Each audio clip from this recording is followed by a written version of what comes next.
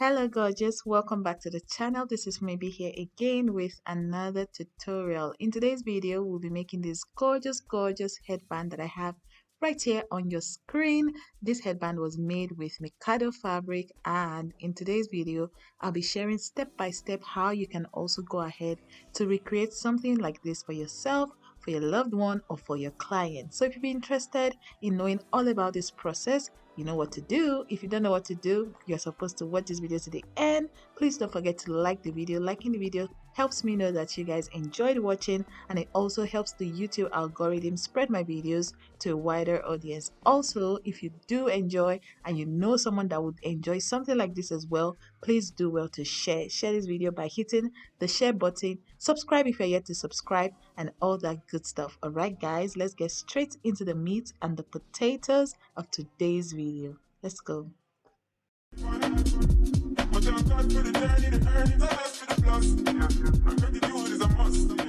To recreate this headband, you need your 2-inch piece of plastic headband. You need your fabric of choice. I'm working with Mikado fabric. You need an interfacing. I'm working with SCRUNCHIE. You need crinoline. This is a 4-inch crinoline. You need your tape rule for taking measurements. You'll also need your screwdriver. This screwdriver, you guys are going to see how it's going to come to play in this tutorial.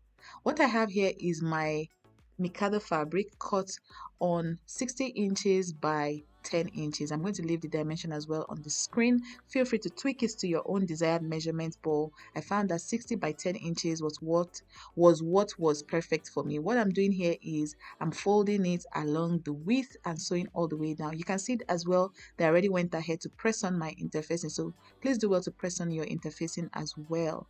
What I have here is my fabric already sewn along the length, and I went ahead to give it a cute little slant on the inner part. Okay, feel free to do that as well to just give your end result a very beautiful look. And what I'm doing here is I'm turning my fabric inside out. Voila, you guys see that this is where the screwdriver comes to play. It helps you, while turning your fabric inside out. It makes the process very easy for you. So what I'm doing here is I'm just using my fingers to pull the edges of this fabric out as much as possible to give me a perfect slanting shape.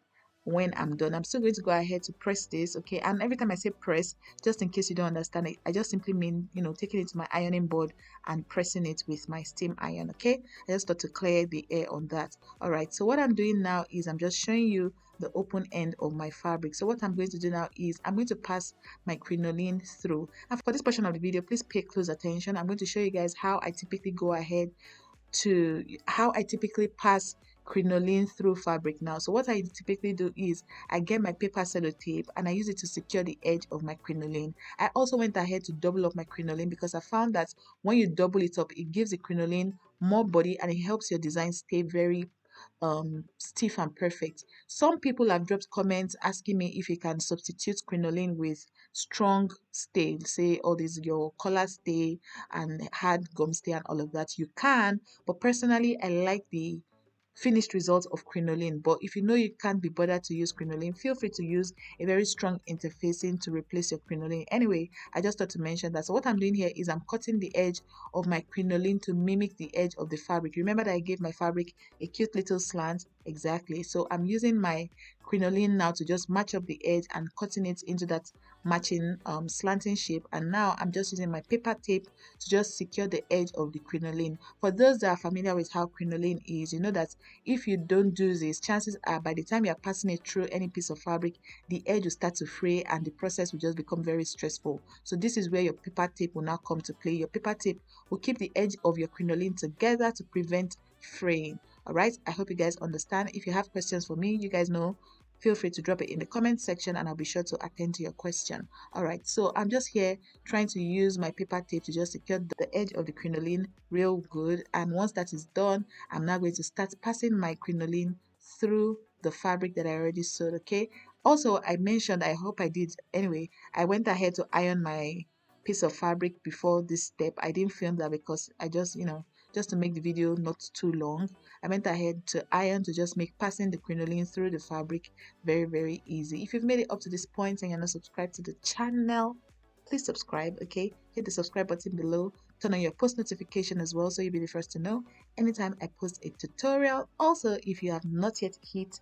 the like button, please, please, please, the like button means a lot to me. Okay, so please, if you love me and everything that I do on here, please always remember to hit the like button on my videos. All right, so now is a good time to smash the like button. All right, so now that I'm done, securing the edge of my fabric and everything is looking secure and in place, it will now be time for me to pass my crinoline through the inner part of my fabric. All right, and this requires a bit of patience. Okay, all you need to do is just fold your crinoline just the way I did. I don't know how I didn't look at my camera to see that I wasn't in proper focus, but I hope you guys understand what I'm doing. So I'm just folding the edge of my crinoline and just pulling it or passing it through the fabric. For this portion of the video, talking might not really do it. I might not be able to really talk you guys through the process, but please watch how I'm passing my crinoline through. And for this portion, I just used the leftover crinoline that I have in the house, or I had in the house. I didn't really measure, so you just want a long strip of crinoline that is going to match the length of the fabric that you're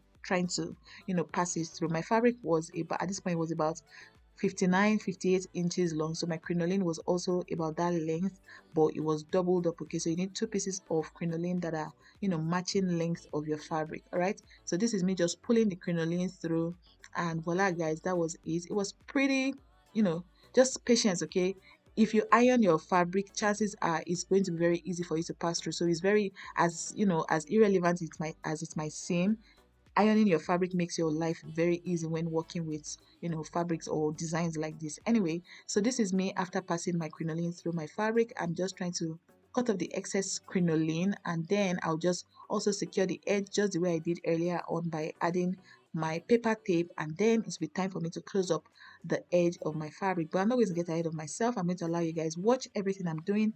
You guys have told me, okay, that I should try not to be speeding up my tutorial, so I hope you guys watch to the end and not skip. Okay, so all right, so I did not, what was I saying? I did not speed through this process. I allowed you guys see everything I'm doing in a very detailed manner, so please pay close attention to what I'm doing, and then we'll go along in this tutorial.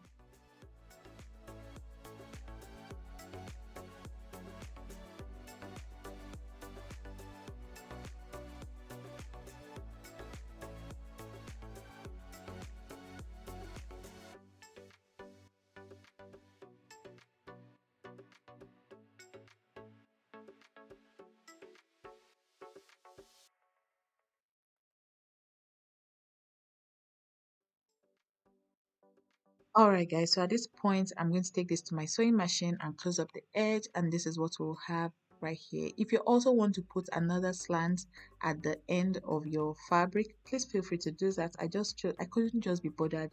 That was why I decided to just make mine straight. Alright, so did you see the way I folded this fabric? If you did not see, please rewind.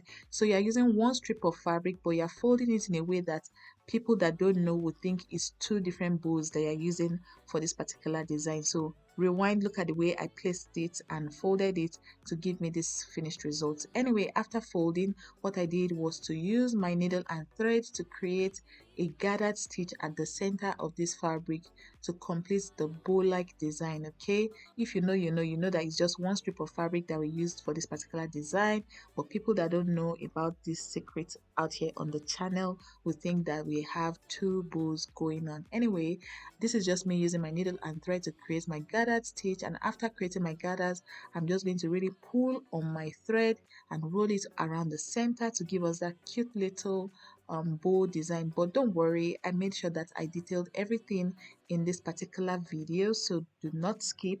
Watch this video step by step so you'll be able to recreate exactly what I did. And for my newbies on here, if this is your first time stopping by the channel, welcome to the family. Okay, just in case you're curious about the way I wrapped my headband that is just sitting right beside this particular portion of the video that I'm working on, I have a detailed tutorial on how you can also learn to make a properly wrapped, neatly wrapped plastic headband. Okay, if you've not seen that video, I'm going to leave it on the screen for you. Feel free to check it out after this video so you'll be part of this our gorgeous family where we make awesome pieces of accessories for ourselves, for our clients, and our loved ones. Okay, all right, so what I'm doing here is I'm just rolling my thread around the center of that our cute little bow design, and then I'm using my needle and thread passing it through the fabric to secure that center point. We want to make sure that we don't lose the gathers at that center. We want to make sure that our bow is perfect, all right? And once that was done, I went ahead to the next portion of this video. At this point, this needle wanted to wound me. Like, it was just poking me and poking me. At some point, I was like, you know what, you're not going to destroy my finger. I'm going to get a piece of cloth that will make passing my needle and thread through my fabric easily. For those that are very, that are handmade products makers like me, how do you guys sort out this issue of needle and thread just hurting your fingers? If you guys have ideas for me, please let me know in the comment section. My husband told me to get Timble, but I don't know how Timble is going to help me with my finger, because what I remember Timbles being are like iron-like pieces of materials. I might be wrong, but just let me know, how do you guys deal with needle, the stress that comes with doing needlework a lot? Let me know down in the comment section. All right, so this is my bow design after creation. The next thing I wanted to do now was to determine what part of my plastic headband I wanted this to sit on. So you guys are going to see me playing around and moving my design around the top of the headband, and when I was able to figure out where I wanted it to be, the next thing I did was to grab my hot glue and I applied some glue onto a particular portion of the headband and placed it on. But like I said, I'm not going to get ahead of myself. I'm going to allow you guys see what I'm saying. All right, so this is me just applying my glue on there. That's my little glue gun, and it comes typically, for those that don't know, those that are new to something like this, okay, I don't like to conclude that everybody here is like a professional or you've been doing this for a long time. So typically you buy your glue gun and buy it with glue sticks, okay? The glue sticks go into a part of the glue gun and that's what you use as your glue, okay? I like using glue guns for certain types of projects, something like what you're watching. There are some other types of projects where I use a different type of glue, so I suggest that you watch my Funmibi Olawore designs playlist. That playlist is going to help you know a lot about making beautiful, gorgeous headpieces. Okay, so check out that playlist right after watching this video. So another thing about our gorgeous family is we do not depend on glue. Okay, you guys can see me using this my microfiber cloth. Anyway, we don't depend on glue on this channel. Okay, so after even using glue, we still go ahead to do hand stitches with our needle and thread, and this is what I'm doing here. With this, there's no explanation, just watch how I'm passing my needle and thread around. I went ahead to just do stitches here and there on this headband until I was sure that my bow was sitting perfectly on my headband, and after that was done, I was on to the next and final portion of this particular tutorial. But I'm just going to allow you guys watch me move really quickly through the stitching process of this headband, and then I'll talk about the final portion of this design.